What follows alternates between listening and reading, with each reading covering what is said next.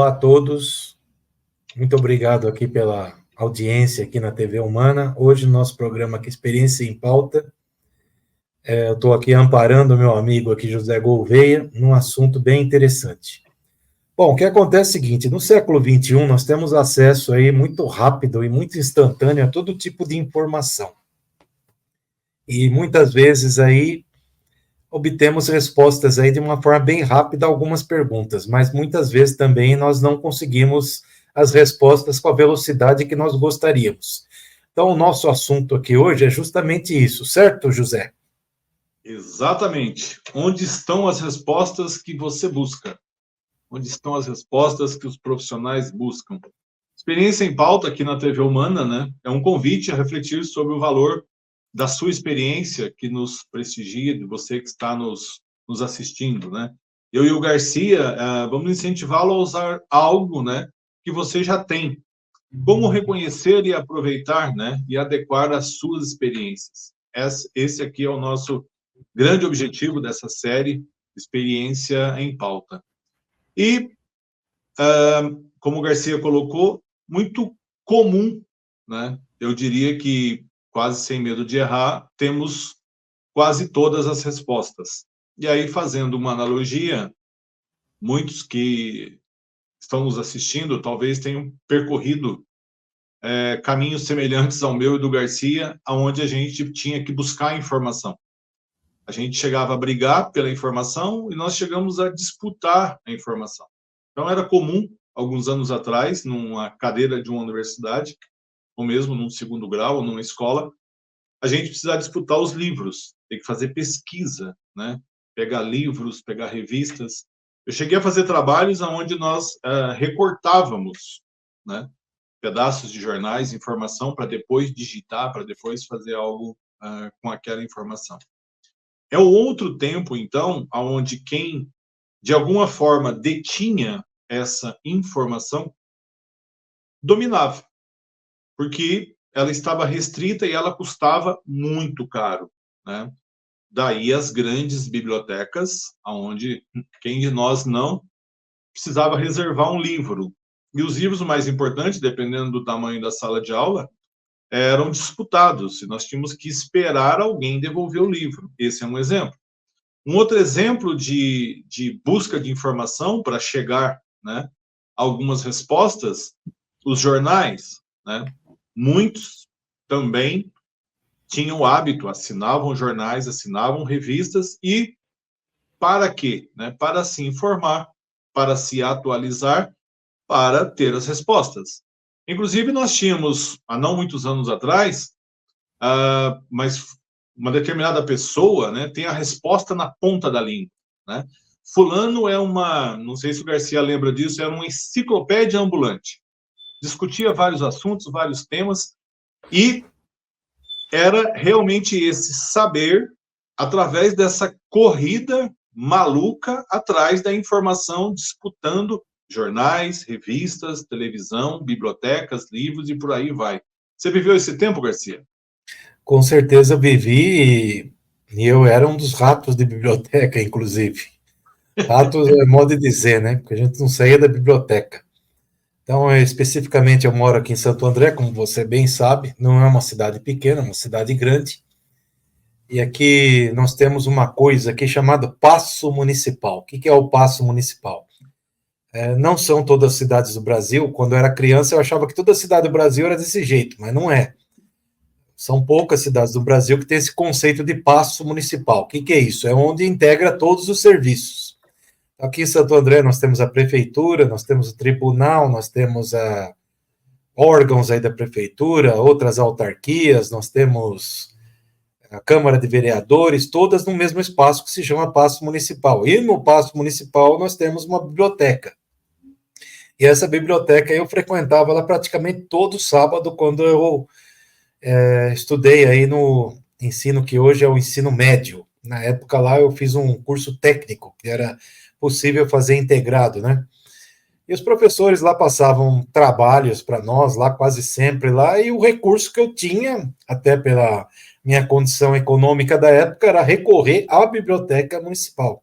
Então, todo sábado eu estava lá procurando livro lá, e daí não tinha informatização como temos hoje, não tinha Google, não tinha nada disso. Você tinha que ir lá ficar procurando lá o index, lá que eram uns papeizinhos lá onde tinha o assunto lá, para daí ver qual o livro, e você procurava lá, como você disse, a resposta para aquilo que você queria. E era um trabalho muito árduo. Com relação às revistas aí também, então, você queria ter algum tipo de informação razoavelmente atualizada, vamos falar razoavelmente, porque hoje é tudo instantâneo. Por exemplo, aí, nós estamos aqui no mês de agosto de 2024, tivemos uma tragédia aí, há poucos dias aí da queda de um avião aqui em São Paulo. Pessoas praticamente estavam sabendo, no momento que o avião estava caindo, estavam sabendo que estava caindo um avião. Só que antigamente não era assim. Antigamente nós tínhamos aí a informação aí com dias, meses, semanas aí de delay, né? Então, acontecia um fato, até ele ser publicado na revista, até ser entregue à revista, até chegar na tua mão, às vezes era mais de um mês que você ficava sabendo de alguma coisa que aconteceu no mundo. Hoje não. Mas essa questão aí de buscar as respostas é algo aí que é nativo de pessoas que gostam de conhecer as coisas, está sempre querendo saber, embora que todos aí procurem respostas para alguma coisa. O fato é que hoje, além do Google, nós temos aí uma ferramenta aí que é usada muito para a questão de obter respostas, que é o próprio YouTube. Então, o YouTube aí, ele saiu daquela ideia lá de vídeo só de entretenimento para ser uma plataforma aí onde você busca vídeos para obter algum conhecimento, alguma resposta de alguma coisa. Então, isso daí está diretamente ligado à vida de todo mundo aí, só o que mudou ao longo dos tempos aí foi a facilidade. Hoje nós realmente estamos numa era que é muito mais fácil obter respostas e com a rapidez aí que antes não existia. O que acontece, até que eu escrevi um artigo recentemente, é que infelizmente nós estamos tendo aí uma coisa ao contrário. Ao mesmo tempo, nós temos a facilidade de obter a resposta, mas ao mesmo tempo nós temos pessoas que não sabem entender essa resposta. Eu acho que isso é um ponto importante. Por quê? Justamente pela fragilidade e a velocidade que as pessoas querem. Eles não querem mais entender a coisa com um determinado nível de detalhe. Eles querem uma resposta estanque. Então, por exemplo, como que eu frito um ovo? O cara quer ver lá um vídeo de 1 minuto que explica como é que frita um ovo. Ele não quer aquele vídeo lá que demora, que a pessoa explica que tem que pegar o ovo, quebrar, separar não sei o que lá, tal, colocar na frigideira lá com tal temperatura, etc. e tal. Então, nós estamos perdendo um pouco disso que nós tínhamos de forte no passado, que era nós interpretarmos um pouco mais o que era informação. Você concorda comigo, Gouveia, nesse assunto? Exatamente. Como nós éramos, e é esse raciocínio, né, para vocês que estão aqui na TV Humana, que nós queremos trazer. Como tinha uma dificuldade, naturalmente você valoriza, porque você teve que ir atrás de um livro, você teve que comprar uma revista, você teve que ir atrás de um jornal. Naturalmente, você tinha uma necessidade básica de uma informação, ou porque você é curioso, ou porque você precisava. Por algum motivo, você ia atrás dessa informação que se transformava em conhecimento. Só que como demorava, né, quanto tempo gasta-se, né, para ler um livro, dependendo do livro, né, quanto tempo você gasta para folhear um jornal, quanta coisa tinha, né, nos jornais lá antigamente, as matérias especiais de final de semana, cadernos especiais e por aí vai. Então, necessitava que a pessoa gastasse uma energia para ir atrás dessa informação e ela absorvia essa informação num tempo. Né? E essa informação ia virando conhecimento, daí o termo as enciclopédias ambulantes por aí. Qual é o raciocínio que nós queremos traçar aqui? As respostas que você procura, que é o tema desse nosso episódio aqui, depende das perguntas que você faz. E aí é que está, como se diz em Minas Gerais, o nó. Como fazer as perguntas certas? Como fazer as melhores perguntas? E isso não está pronto. Gostaria de traçar uma linha de raciocínio com vocês sobre 3 aspectos. Né? Quando nós falamos do conhecimento, que já temos, é normal, né? É tranquilo fazer perguntas e buscar por respostas daquilo que eu já sei. Vamos, um exemplo básico. Se a gente for falar aqui de uma tabuada, né? 2 vezes 2, 7 vezes 8, tranquilo. Eu aprendi isso há tanto tempo, está totalmente na minha zona de conforto. Ou seja, eu estou fazendo perguntas estritamente dentro daquilo que eu sei. Óbvio, obterei respostas dentro dessa zona de conforto, que é o que eu sei. E aí, os 50 a mais, os experientes em alguns assuntos, eles vão, sem querer, ficar estagnados no tempo. Eu faço uma pergunta dentro daquilo que eu sei, e eu adquiro uma resposta dentro daquilo que eu sei. Se nós mudarmos, avançarmos um pouquinho, nós vamos perceber que tem um outro tipo de pergunta que ela nos leva no limite do nosso conhecimento. Essa já é uma pergunta um pouco mais complicada. Então, quando você começa a imaginar uma transição de carreira, uma mudança que você queira fazer em alguma área da tua vida, você vai perceber que uma parte do conhecimento você vem da tua história e até aqui. Conheço. Esse é o limite. A partir daqui, começa um ambiente que você já acha que talvez conheça. Aí você já começa a extrapolar o limite daquilo que você conhece. E o último nível para essas perguntas é como. Quando eu vi isso a primeira vez, eu fiquei curioso. Fiquei pensando durante muito tempo nisso. Uma profunda reflexão de vida, inclusive.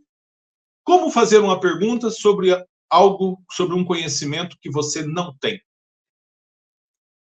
Esta é uma reflexão interessante. Como fazer uma pergunta em cima de um conhecimento que você não tem? Vou dar um exemplo bacana e cada um de vocês aqui deve ter algo parecido. Gosto muito de usar o exemplo do meu pai com a minha mãe. Meu pai não usa nada de celular, de nada, minha mãe tem um tablet que ela fica brincando. Outro dia, meu pai me fez uma pergunta. Mostrei uma foto para ele. E qual é a referência do meu pai? Um álbum com fotografias. E o meu pai, lá atrás, era um curioso, comprou uma máquina fotográfica, uma quadrada, acho aquilo incrível, e ele teve a curiosidade de tirar foto.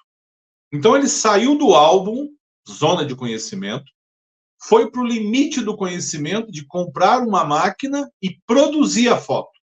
Ele não entendia como que revelava, mas ele entendia como que a máquina funcionava. Qual foi a pergunta que meu pai me fez?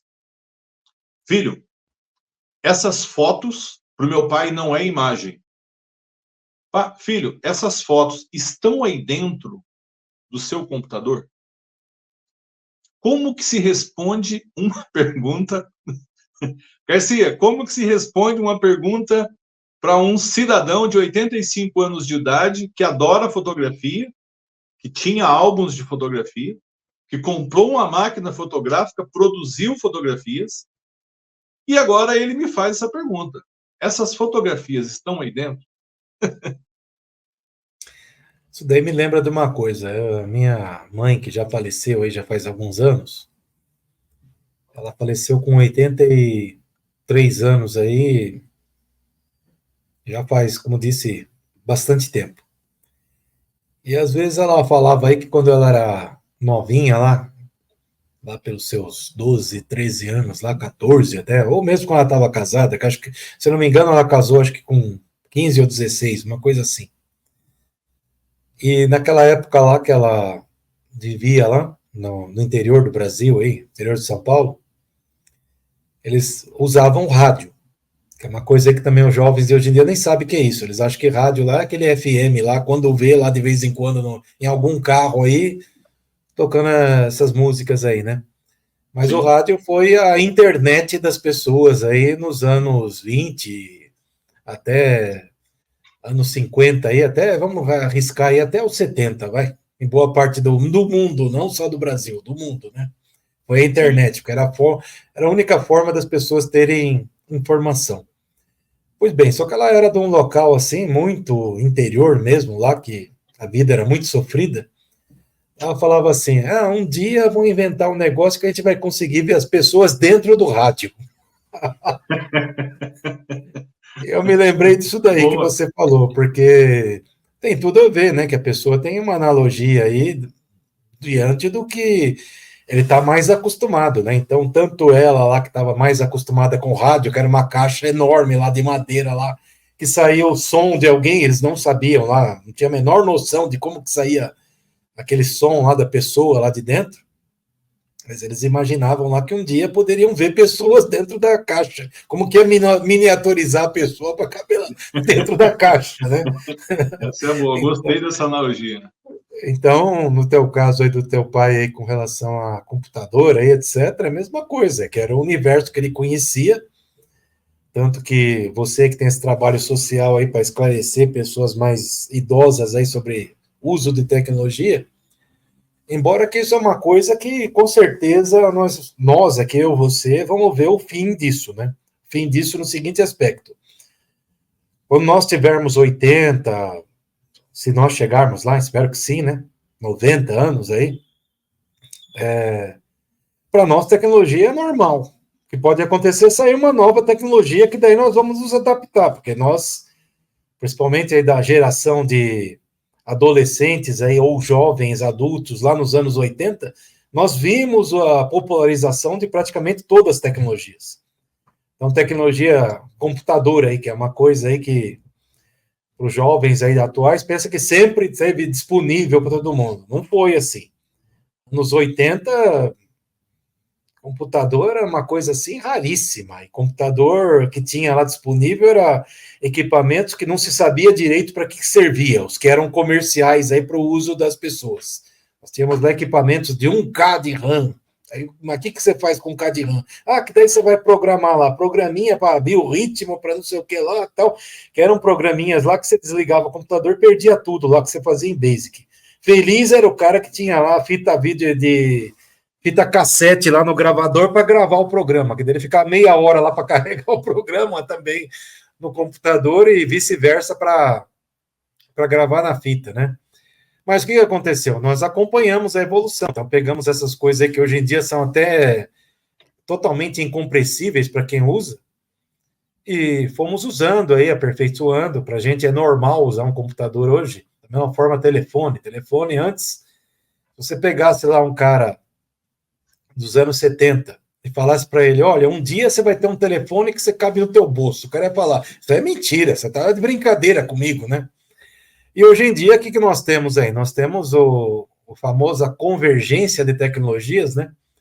O que nós andamos aí no bolso, esses equipamentos aí, iPhones, smartphones, sei lá o que aí, eles são um monte de coisa. E também são um telefone. Não é que não é um telefone com uma porção de coisas, é o contrário. Então, hoje nós temos aí um equipamento aí que é usado para N coisas. Só que assim, nós aí da nossa faixa de idade e tal, não tem problema nenhum, usa tranquilamente, porque, como eu falei, nós acompanhamos a evolução disso.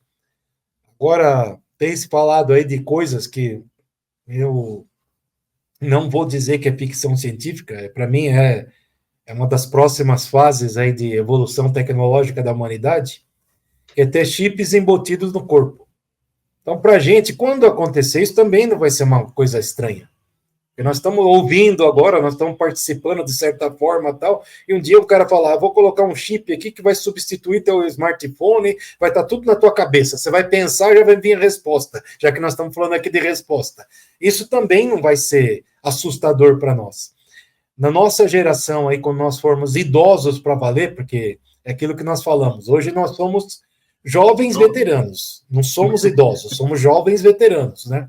Exato. Idoso aí, eu acho que também vai ter que mudar esse conceito aí com o tempo aí, vai ser alguém acima de 75 anos, 80, alguma coisa assim, num futuro bem próximo. Sim. Até pela questão física também, nós já falamos disso. Quando nós éramos crianças, eu e você, uma pessoa de 40 anos era muito mais velha fisicamente que eu e você, que estamos aí com 60 já, né? Era muito mais velha. Então, fisicamente também as pessoas estão mudando. Então, esse conceito de idoso a partir dos 60, eu imagino aí que é um dos grandes desafios aí para se mudar no mundo todo aí, muito em breve, tá? Sem dúvida. Mas a tecnologia e os porquês foram que nos trouxeram até aqui, né? Buscar respostas. Sim. Então, esse negócio que você falou do seu pai, como é que a foto está lá dentro, é curioso, mas é só para deixar claro que essas pessoas vieram de algo que era o que eles conseguiam visualizar no passado. Então, eles não tinha esse desenvolvimento com essa velocidade. No passado, aí na época dos nossos pais e avós, a tecnologia desenvolvia-se muito lentamente.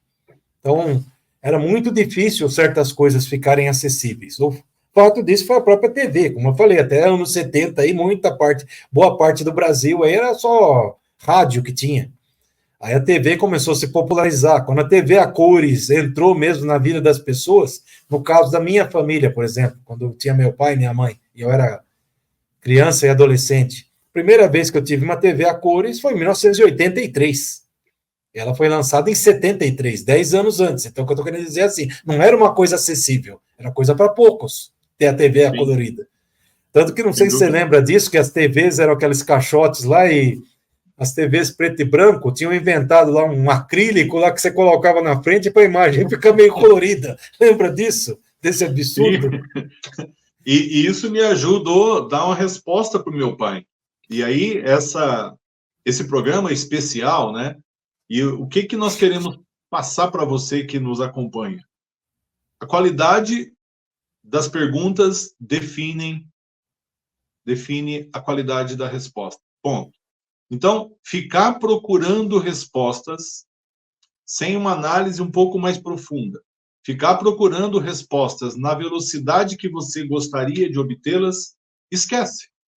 Você simplesmente vai encontrar uma gama gigante de respostas, e pode acontecer, já vi acontecer, que você não tem nem noção se está certo, se está errado, se você concorda, discorda, fica até uma coisa sem sentido. Você tem várias respostas sobre um determinado tema, sobre um determinado assunto, e nada encaixa. Qual foi a resposta que eu dei para o meu pai neste exemplo, juntando um pouco do que o Francisco colocou? Pai, do mesmo jeito que a pessoa não está dentro da televisão, a fotografia não está dentro do computador. O que meu pai fez?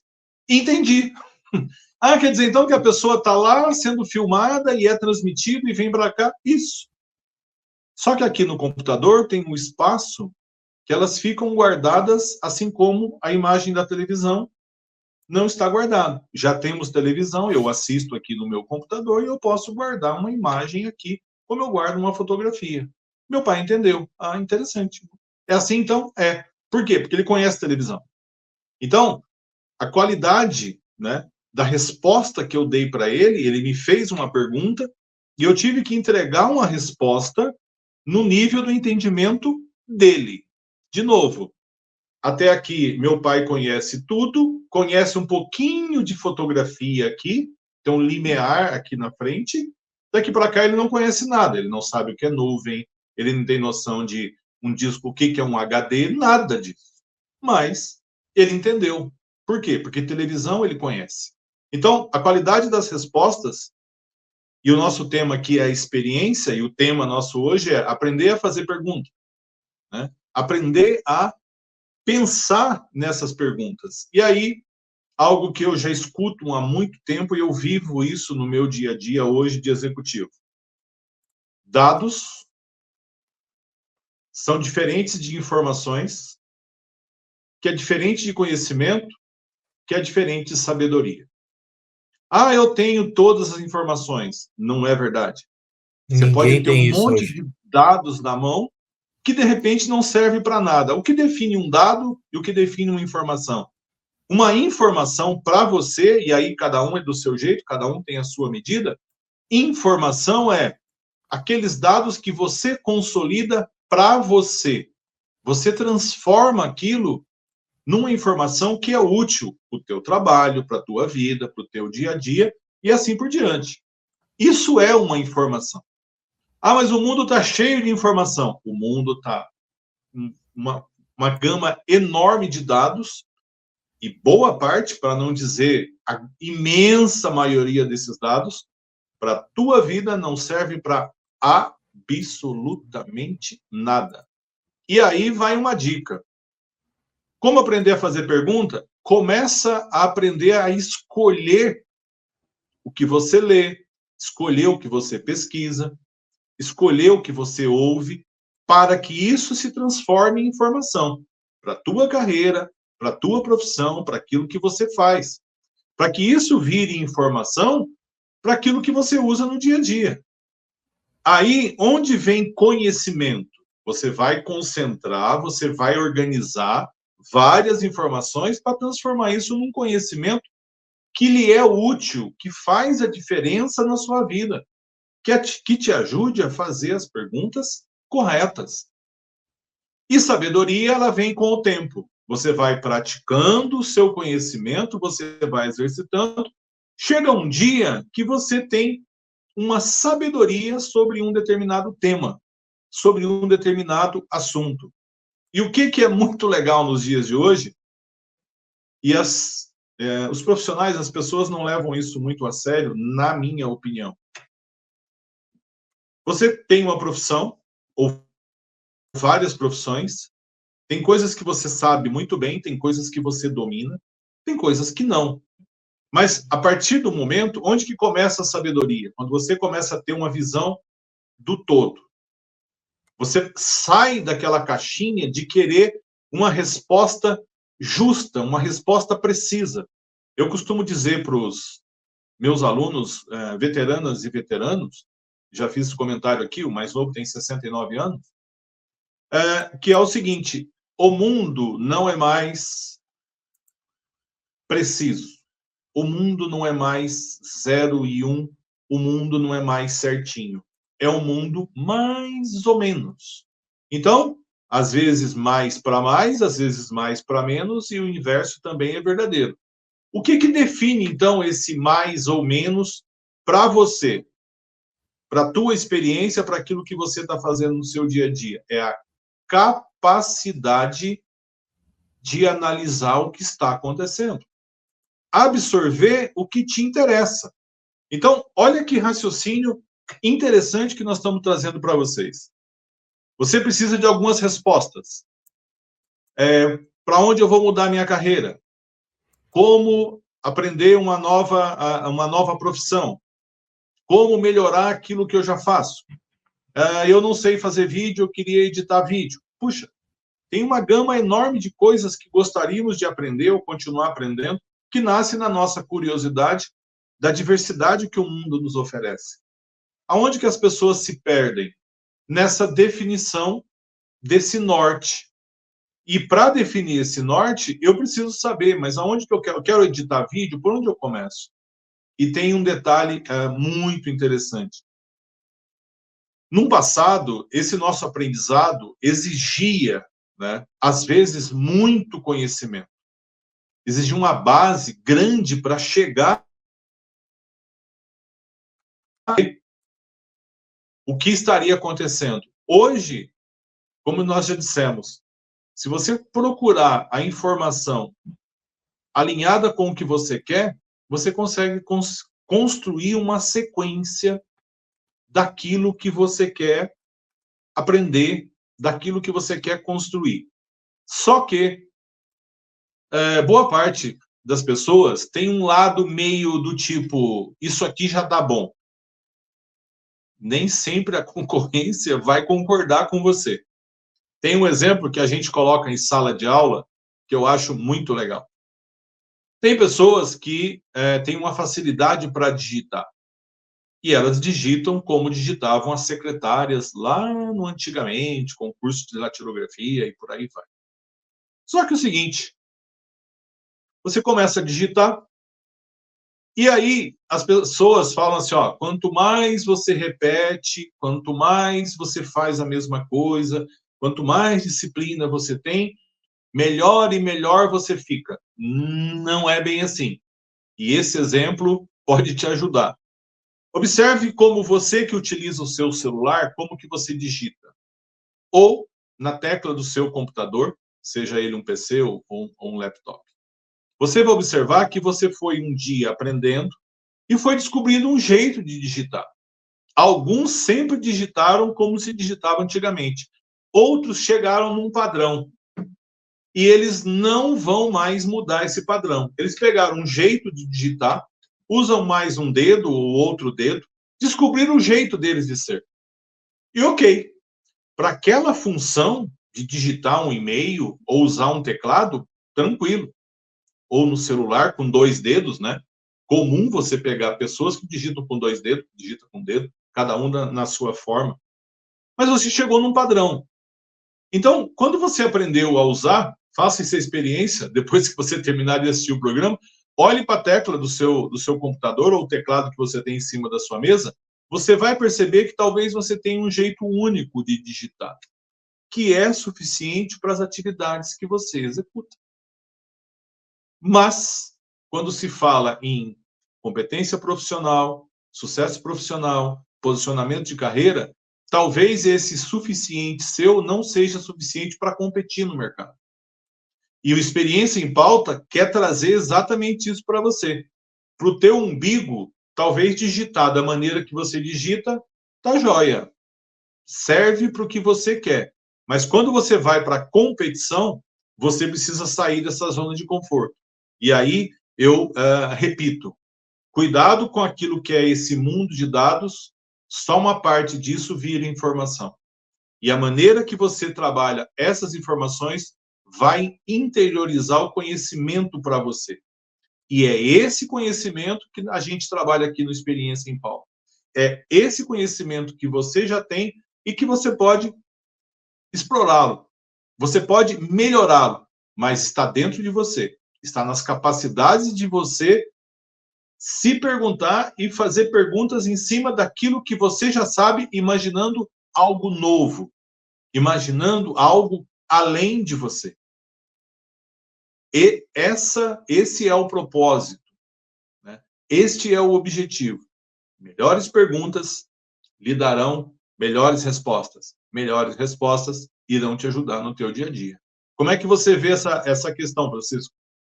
Então, eu quero já fazer uma analogia com os tempos atuais aí da IA, inteligência artificial. Tá? O que acontece é o seguinte, tem aí muita conversa, muitos vídeos aí que circulam em redes aí, YouTube, TikTok, Instagram, tudo mais aí, que do dia para a noite surgiu aí milhares de especialistas aí que sabem tudo, que é... E eles colocam a coisa de uma forma assim que é só você pegar e digitar lá o prompt lá, pronto, já tudo sai milagrosamente lá para você. Isso é verdade? Não, é mentira. E eu falo isso com propriedade. Mas então você sabe tudo? Não, ninguém sabe tudo. Então já começa por aí. Se alguém falar para você que sabe tudo de tecnologia, é um completo mentiroso, que não existe ninguém hoje no planeta capaz de saber tudo de tecnologia, porque ela muda com uma velocidade muito grande. O que você aprendeu ontem pode amanhã já não ser mais aquilo. Ou pode ser aquilo muito melhor do que foi. Então, diante disso, o que acontece? Criou-se aí um conceito aí que é assim, o cara tem que saber fazer o prompt. Que prompt que é? Você digitar lá e pedir para a IA fazer alguma coisa. E aí criou-se também aí alguns, como é que eu posso dizer assim, mentiras descabidas, do tipo assim, que você pode pedir para a IA gerar para você um e-book que daí você vai vender na internet e vai ficar milionário. Bom, a IA consegue escrever um e-book? Sim, consegue. Mas assim, gera para mim um e-book inteiro aí. Não. Não, porque é o seguinte, depende de você.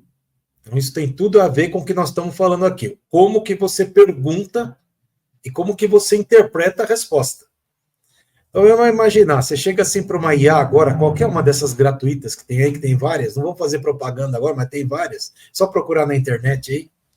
Chega para ela e fala assim, comporte-se como um escritor de romances e faça para mim uma novela estilo mexicana, onde tem o herói lá da fazenda e tem a mocinha que chegou da cidade grande. Ele vai gerar para você um roteiro.